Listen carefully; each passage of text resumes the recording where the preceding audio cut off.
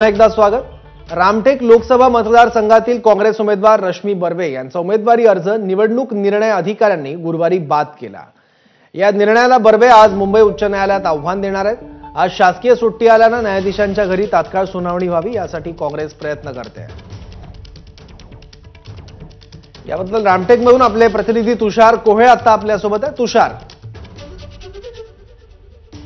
सौरभ, कालच रामटेकचे जे निवडणूक निर्णय अधिकारी आहेत त्यांनी रश्मी बर्वे यांचा जो अर्ज आहे जात प्रमाणपत्राला घेऊन जे आक्षेप नोंदवले होते त्या आधारावर त्यांचा अर्ज बाद केलेला आहे। त्यामुळे काँग्रेसच्या वतीने आता त्यांचे पती श्यामकुमार बर्वे हे रामटेकमधून उमेदवार असणार आहे। रामटेकची आता लढत शिवसेनेचे राजू बर्वे विरुद्ध श्यामकुमार बर्वे अशी असणार आहे। मात्र रश्मी बर्वे यांच्याकडे आणखी एक पर्याय अजूनही शिल्लक आहे, तो म्हणजे न्यायालयाचा। आणि काँग्रेसने नागपूर खंडपीठामध्ये धाव घेण्याची पूर्ण तयारी केली आहे। आज शासकीय सुट्टी असल्यामुळे कुठेतरी न्यायाधीशांच्या घरी ही सुनावणी व्हावी आणि तातडीने या संदर्भात सुनावणी घेऊन दिलासा द्यावा या प्रयत्नामध्ये कुठेतरी काँग्रेस प्रयत्न करत आहे। मात्र काल 2 वेळा काँग्रेस ही न्यायालयामध्ये गेलेली होती, मात्र दोन्ही वेळेस त्यांना दिलासा मिळाला नव्हता।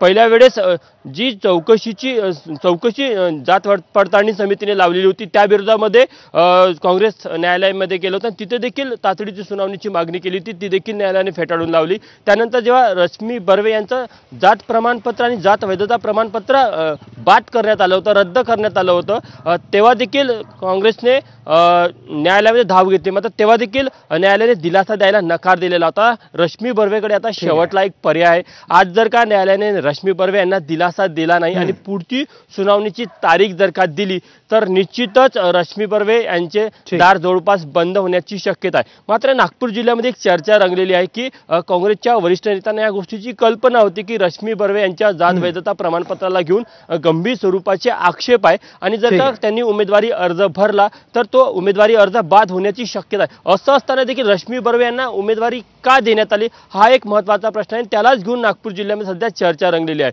काँग्रेसचे वेगवेगळे जे सर्वे झाले होते त्यामध्ये रश्मी बर्वे यांचं नाव सर्वात आघाडीवर होतं। हे जरी कळीचा मुद्दा असला तरीही मात्र त्यांचा जात वैध प्रमाणपत्र हे कुठेतरी अडचणीचा विषय ठरू शकतो। असं असताना देखील काँग्रेसच्या नेत्यांनी त्यांचं नाव पुढे का गेलं हा देखील एक महत्त्वाचा मुद्दा आहे। मात्र आता सध्या एक शेवटला पर्याय म्हणावा लागेल की रश्मी बर्वे यांच्याकडे आज आहे। आज जर का न्यायालयाने त्यांना कुठेतरी सकारात्मक दाद दिली आणि तातडीची सुनावणी झाली तर त्या सुनावणीमध्ये देखील नेमकं काय होतं हे देखील बघणं महत्त्वाचं राहणार आहे। आणि आज नेमकं नागपूरच्या रामटेक लोकसभा मतदारसंघाला घेऊन काहीतरी सकारात्मक निर्णय येतो का रश्मी बर्वे यांच्या बाजूने हे देखील बघणं महत्त्वाचं राहणार आहे। धन्यवाद या माहितीबद्दल। अमरावतीमध्ये महायुतीच्या अडचणी काही संपायचं नाव